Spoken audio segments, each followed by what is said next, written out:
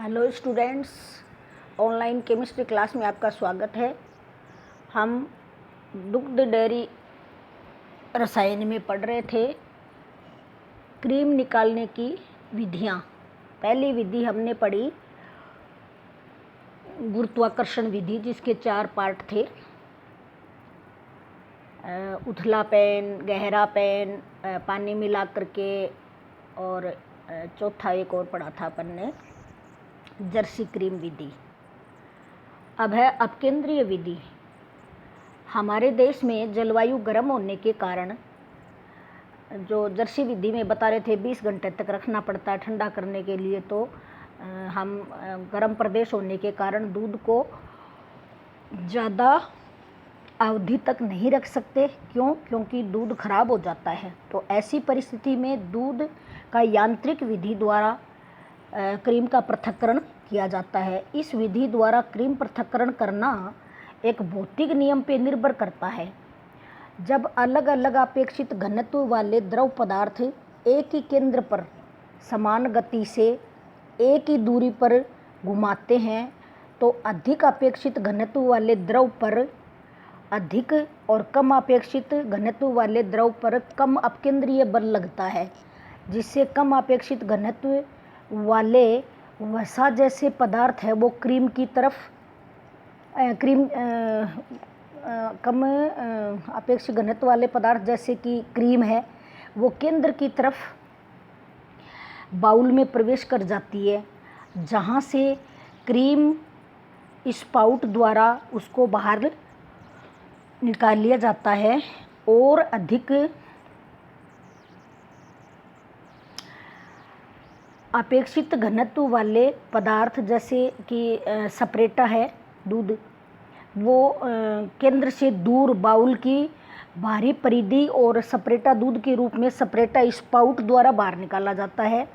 इस प्रकार दूध से क्रीम अलग हो जाती है, यानी हल्का जो भाग है वो तो आ जाएगा केंद्र में, और जो सपरेटा है दूध है वो आ जाएगा बाहरी साइड में। इस विधि से दूध से क्रीम अलग करने के लिए जिस मशीन को काम में लिया जाता है, प्रयोग में लिया जाता है, उसे क्रीम सेपरेटर कहते हैं। क्रीम का अलग करना, ऐसी मशीन जिससे क्रीम अलग होती हो, क्रीम सेपरेटर कहेंगे उसको। अब ये 2 प्रकार की है। एक तो हाथों से चलने वाली, उसको बोलेंगे हस्तचालित क्रीम सेपरेटर, और दूसरी है या तो बिजली से चले या इंजन से चले, तो इंजन या बिजली से चालित क्रीम सेपरेटर। जब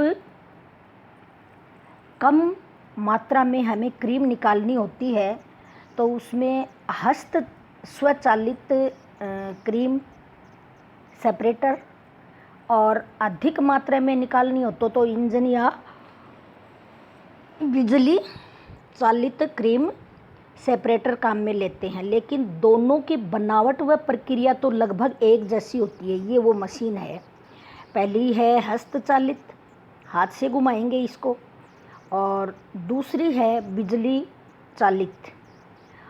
अब इसकी संरचना दी हुई है, अंदर से ये ऐसे दिखेगी हमें। तो पहले हम देखें, इसका चित्र देखें। क्रीम पृथक्करण मशीन है और बाउल दिखाया है उसका ये। तो बाउल में भी हमें 1 नंबर पे है बाउल बॉडी, 2 नंबर पे बाउल का नट, 3 नंबर पे बाउल का हुड, और बाउल हुड है उसके नीचे फिर क्या लगी हुई है, एक डिस्क लगी हुई है, और उसके 3 भाग हैं। टॉप डिस्क यानी ऊपर का, मिडिल डिस्क यानी बीच की, बॉटम डिस्क यानी सबसे नीचे की, फिर बाउल बोल्ट है। तो क्रीम सेपरेटर की बनावट कैसी है? बनावट में सबसे पहले आएगा बॉडी। क्रीम सेपरेटर जो है उसकी बॉडी कैसी है? तो बॉडी के लिए देखो, ये मशीन का वह भाग है जिसके भीतर मशीन को चलाने वाले पुर्जे जुड़े रहते हैं। बाहरी तो खोल दिखता है और अंदर क्या है, पुर्जे हैं। इसके ऊपरी भाग पर बाउल घूमता है। बॉडी के ऊपरी भाग पे कौन घूमता है? बाउल। फिर है दुग्ध पात्र, इसमें वह दूध जिसकी क्रीम निकालनी हो वो भर जाता है, और सबसे ऊपरी भाग है ये। इसका नाम क्या है सबसे ऊपरी भाग का?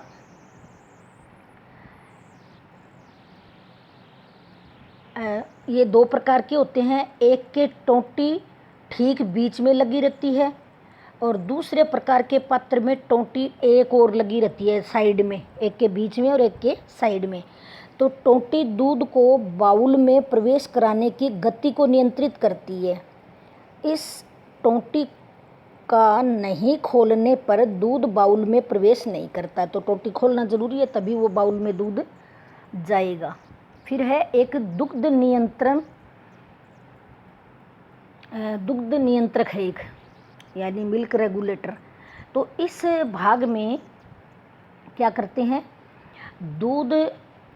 दुग्ध पात्र से आता है, दूध का एक पात्र होता है उसमें से आता है और यहाँ बाउल में प्रवेश करता है। ये भाग दूध को बाउल में जाने पर नियंत्रण रखता है। बाउल के भीतर उतना ही दूध ये जाने देता है जितना आसानी से पृथक हो जाए, क्रीम उसमें से निकल जाए।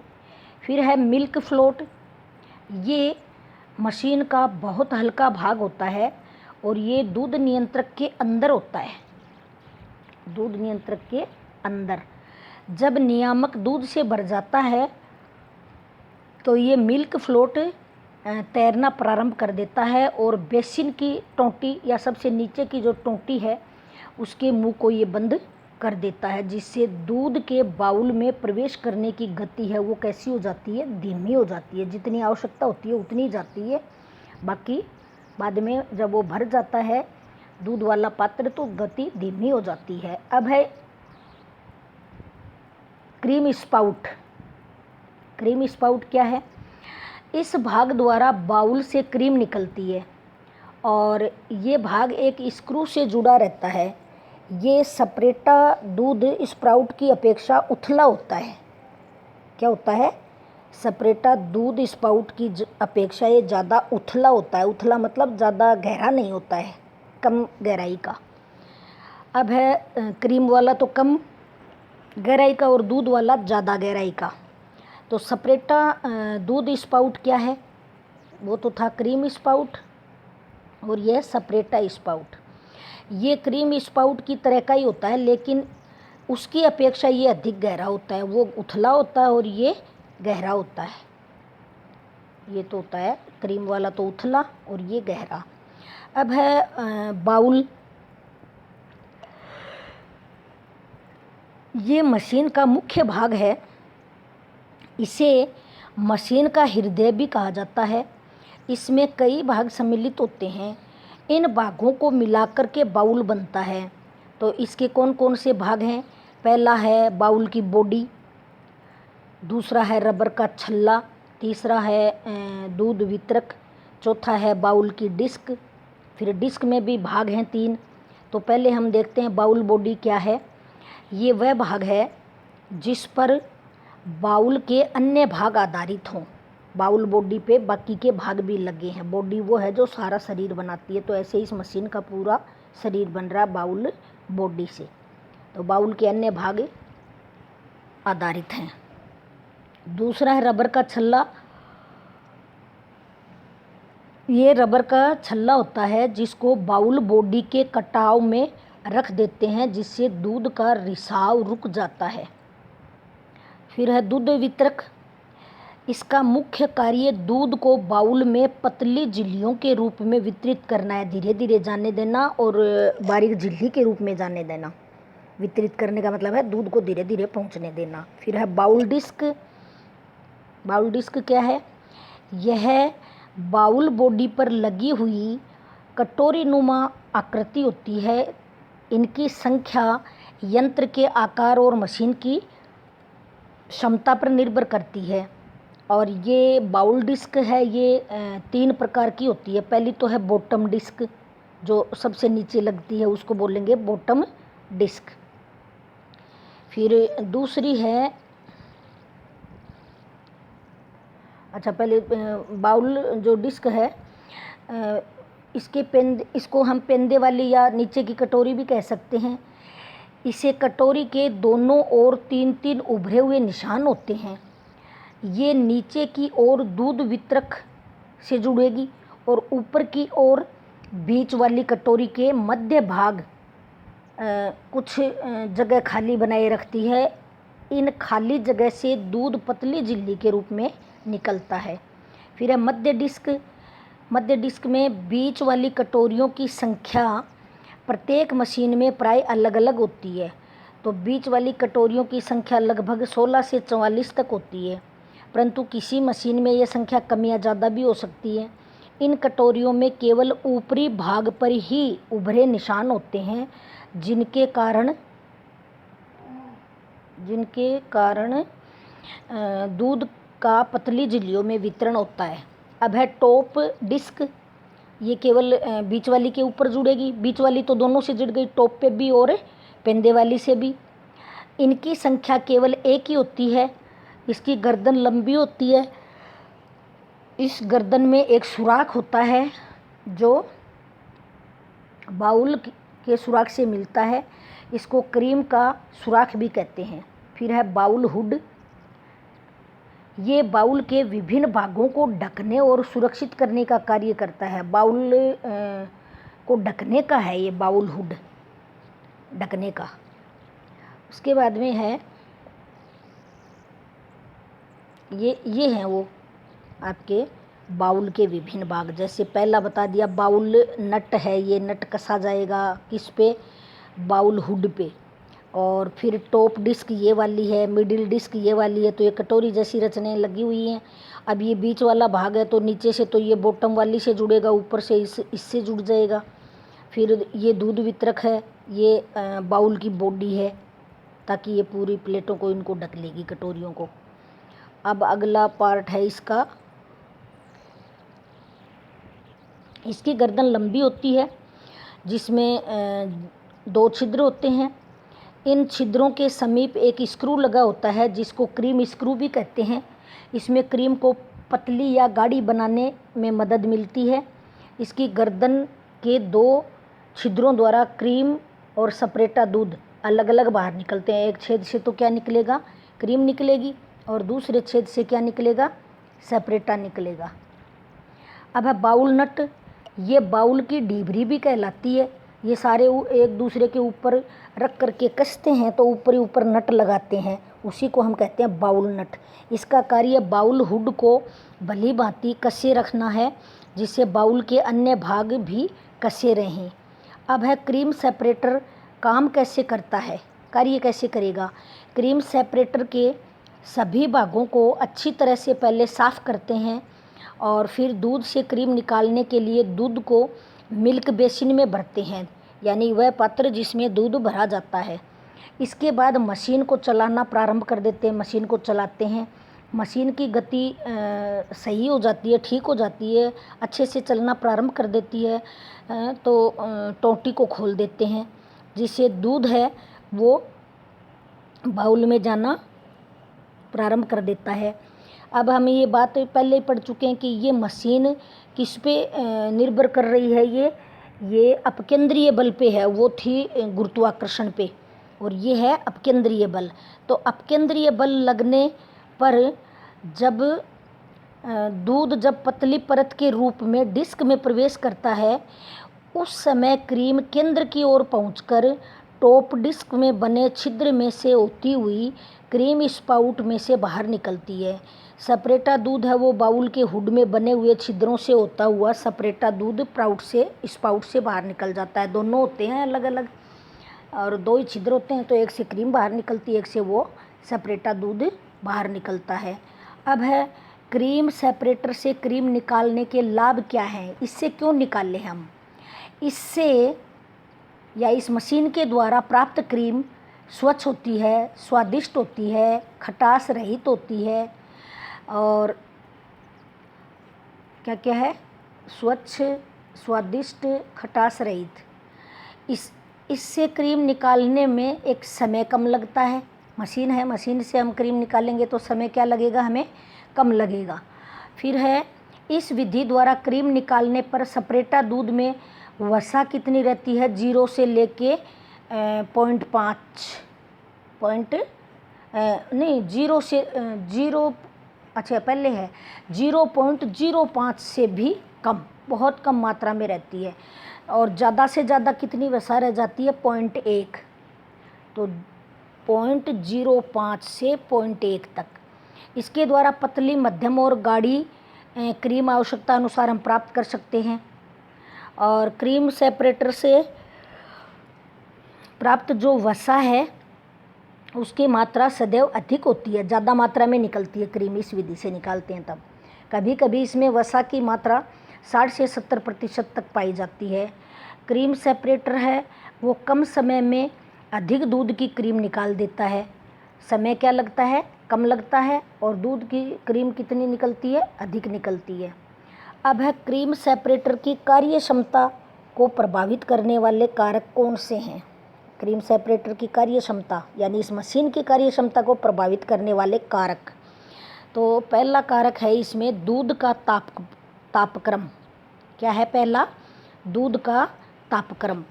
क्रीम सेपरेटर से क्रीम निकालने के लिए दूध का तापक्रम 30 से 37 डिग्री के बीच में होता है, तब ठीक से क्रीम निकलती है। कम हो जाता है या ज़्यादा हो जाता है तो वो क्रीम ढंग से नहीं निकलती है, वो उस सेपरेटा में रह जाती है। दूध के प्रवेश करने की गति। क्रीम सेपरेटर में दूध उचित मात्रा में प्रवेश करना चाहिए, अचानक ज़्यादा भी नहीं भरना चाहिए, धीरे धीरे भी नहीं जाना चाहिए। जितनी उसकी क्षमता है उसके अनुसार वो धीरे धीरे भरा रहे बस। दूध की मात्रा अधिक प्रवेश करती है तब क्रीम पतली बनती है, और जब कम मात्रा में जाता रहता है तो वो क्रीम थोड़ी गाढ़ी हो जाती है। फिर क्रीम सेपरेटर की गति को प्रभावित करता है। क्रीम सेपरेटर चलाने पर वही गति रखनी चाहिए जिसे उसके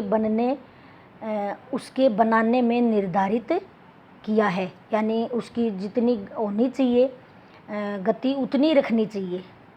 तो इसकी कार्य क्षमता है वो क्रीम सेपरेटर की गति से भी प्रभावित होती है। फिर है शक्तिशाली मशीन की गति 2000 से लेकर 4000 चक्कर प्रति मिनट होती है, यानी 1 मिनट में 2000 से लेकर 4000 चक्कर उस अपकेंद्रीय मशीन के उसके हो जाने चाहिए, गोल घूमने के। और हस्तचालित क्रीम सेपरेटर की गति है वो 45 से 60 चक्कर प्रति मिनट, 1 मिनट में 45 से लेकर 60। अब है क्रीम का स्क्रू। इसके निश्चित आकार से अधिक अंदर तथा बाहर हो जाने से क्रीम की वसा पर गहरा प्रभाव पड़ता है। अधिक अंदर जाने से तो क्रीम गाढ़ी आएगी, और बाहर ज़्यादा रह जाएगा तो क्रीम पतली हो जाएगी। डालू क्रीम सेपरेटर का फर्श अथवा किसी ठोस आधार पर कसकर रखते हैं, अन्यथा इसके हिलने से भी इसकी कार्य क्षमता है उस पर प्रतिकूल प्रभाव पड़ता है।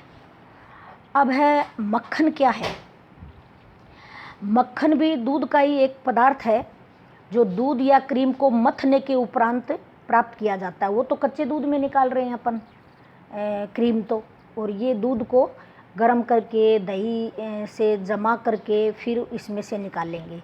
इसमें वसा 80% से कम नहीं और पानी की मात्रा 16% से अधिक नहीं होती है, और वसाहीन पदार्थ है वो 20% से अधिक नहीं होना चाहिए। जैसे अपन बोलते हैं ना फिदड फोई, जो अवशेष भाग है उसका, तो वो 20% से ज़्यादा नहीं होना चाहिए। अब मक्खन बनाने की भी विधियां हैं। पहला है देसी विधि, दूसरा है वैज्ञानिक और क्रीमरी विधि। तो देसी विधि में हम क्या करते हैं, दूध को उबालने के बाद उस दूध को हम कमरे के तापक्रम तक ठंडा करते हैं, फिर उसमें हम दही का जामन देते हैं या मट्ठा मिला देते हैं, और फिर 5-10 घंटे उसको रख करके जब वो पूरा दही में जम जाता है तब उसे मथनी से मथते हैं। मथने से पहले गर्मियों में तो उसको ठंडा करते हैं और सर्दियों में उसका थोड़ा टेम्परेचर गर्म करते हैं। उसको तो कैसे करेंगे, गर्म पानी डालकर। इसे मथना आसान हो जाता है।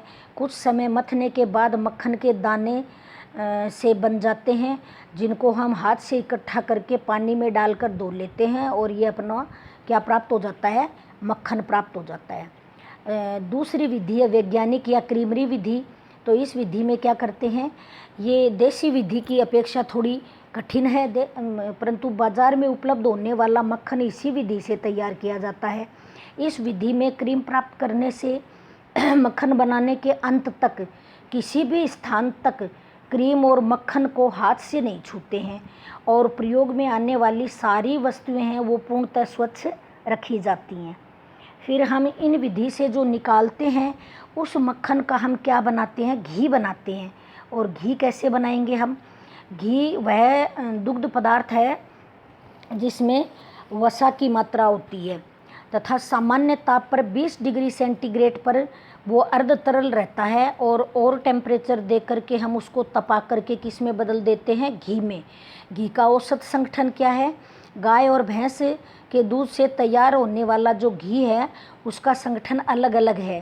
पहले हमें घी बनाने की विधि है उसके बारे में देखें। घी बनाने की विधियां हैं वो निम्नलिखित हैं। कौन कौन सी हैं? पहली है देसी विधि। दूसरी है मक्खन से घी बनाने की विधि। तीसरी है क्रीम से घी बनाने की विधि और चौथी है पूर्व स्तरण विधि। तो सबसे पहले तो इसका संगठन हम देखें कि अवयव तो कौन सा पाया जाएगा। जैसे गाय का दूध है या भैंस का दूध है, तो गाय का दूध अगर है तो उसमें वसा कितनी मिलेगी? गाय के दूध में वसा मिलेगी 99 से अधिक और भैंस के दूध में भी 99 से अधिक। लेकिन नमी है वो गाय के दूध में तो 0.5 से कम और भैंस में भी 0.5 से कम। अब स्वतंत्र वसा है जो अपने आप ही दूध निकालते ही तैरने लग जाती है, वो दोनों में लगभग समान सी होती है, 0.5। स्वतंत्र वसा अम्ल है 2.8%, 2.8%। तो यहाँ तक तो इसकी चीज़ें सारी एक जैसी हैं। क्या क्या अवयव, जैसे वसा है, नमी है, स्वतंत्र वसा है, स्वतंत्र वसा अम्ल है। अब कैरोटीन की मात्रा है। कैरोटीन की मात्रा भी 3.2 से और 7.2 IU या प्रति ग्राम। 1 ग्राम में कितनी कैरोटीन कितनी होगी? 3.2 से 7.2। ऐसे ही भैंस में 3.2 से 7.2। लेकिन विटामिन A और C जो घी में पाया जाता है उसका अंतर है। ये विटामिन A तो पाया जाता है इसमें गाय में ज़्यादा पाया जाएगा 19 से लेकर 33 IU और भैंस में पाया जाएगा 17 से लेकर 38। 17 से 38। तो लोअर रेट भी इसकी ज़्यादा है और अपर भी इसकी ज़्यादा है, कम से कम 17 और ज़्यादा से ज़्यादा 38। विटामिन C है वो 26 से लेके 48, इसमें इसकी ज़्यादा है। विटामिन C गाय में ज़्यादा पाया जाएगा और A पाया जाएगा गाय में ज़्यादा, नहीं उसमें भैंस में ज़्यादा, 17 से लेकर 38 तक। और भैंस में विटामिन C पाया जाएगा 18 से लेकर 37 IU तक। अब ये देसी विधि है, मक्खन से घी बनाने की विधि है, क्रीम से घी बनाने की विधि है या पूर्व स्तरण विधि है। ये 4 विधियाँ हो गई घी बनाने की। तो पहली विधि है देसी विधि। ग्रामीण क्षेत्रों में इस विधि का आविष्कार, इस विधि का अधिकतर प्रयोग किया जाता है।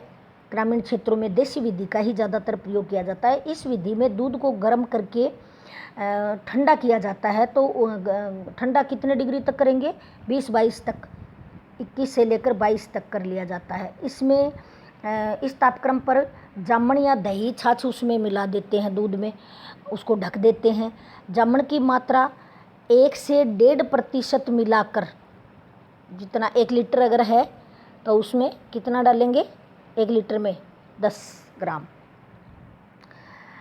तो जामन की मात्रा 1 से 1.5% मिलाकर 10 से 15 घंटे तक दही को रख दिया जाता है। जामन लगाकर दूध को रख दिया जाता है और उसका दही तैयार हो जाता है। दही को मथनी से मथा जाता है, जेरनी अपन मारवाड़ी में बोलते हैं, आजकल तो बिजली की जेरनी काम में लेते हैं, जिससे मक्खन के कण इकट्ठा होकर मट्ठे की सतह पे आ जाते हैं, छाछ के ऊपर आ जाते हैं वो कण। इस मक्खन को बर्तन में गर्म किया जाता है। गर्म करने की क्रिया भी धीमी आंच पे होती है, मंद आंच पे होती है और मंद आंच पे करने से उसका जो गठन है वो भी बना रहे और उसकी सुवास या अच्छी सुगंध है वो भी बनी रहे। उसे आँच से उतार कर थोड़ा ठंडा करके फिर छलनी या कपड़े में से छान करके हम उस घी को प्राप्त कर लेते हैं। अब है मक्खन से घी बनाने की विधि।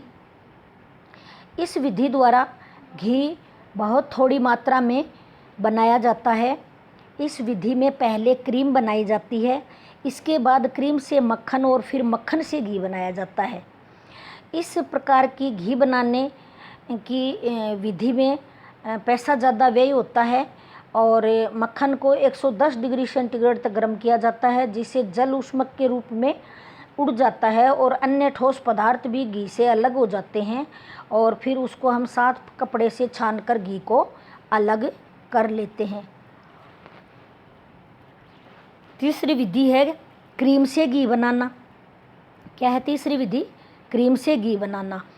इस विधि में क्रीम को 110 डिग्री से लेकर के 115 डिग्री सेंटीग्रेड तक गर्म करके घी तैयार करते हैं। क्रीम को हल्की आंच पे गर्म करते हैं तथा धीरे धीरे तापमान 111 से 115 तक बढ़ाते हैं, जिससे घी और अन्य ठोस पदार्थ क्या हो जाएं? अलग अलग हो जाएं। इसके बाद बर्तन को अलग आग से अलग करके कुछ समय तक उसको ठंडा कर लेते हैं और ठंडा करने के बाद घी को दूसरे बर्तन में पलट देते हैं और दूसरे बर्तन में पलटने के बाद उसको छान करके और ठंडे स्थान पर उसका कण निर्माण होने के लिए रख देते हैं, यानी उसको जमने के लिए रख देते हैं। चौथी और लास्ट विधि है पूर्व स्तरण विधि। इस विधि में मक्खन को 80 डिग्री सेंटीग्रेड से 85 डिग्री सेंटीग्रेड तापमान पर हम आधे घंटे के लिए बिना हिलाए रख देते हैं मक्खन को, और मक्खन 3 परतों में विभक्त हो जाएगा। इसमें ऊपरी जो परत है सबसे ऊपर की, वो तो हो जाएगी कर्ड के विकृत कणों की, दही की, कर्ड के विकृत कणों की, और बीच वाली है वो वसा की, और नीचे वाली है वो वसा रहित ठोस पदार्थ की हो जाएगी। ऊपर वाली तो क्या हो जाएगी? दही की और कर्ड के विकृत कणों की, और मध्य वाली वसा की, तो वसा इसमें बीच में रहेगी। इसके बाद ऊपर व मध्य परतों को बिना हिलाए नीचे की परत को 110 डिग्री से लेकर 120 डिग्री सेंटीग्रेड तक गर्म करते हैं, और इस विधि से घी बनाने में खर्चा कम आता है।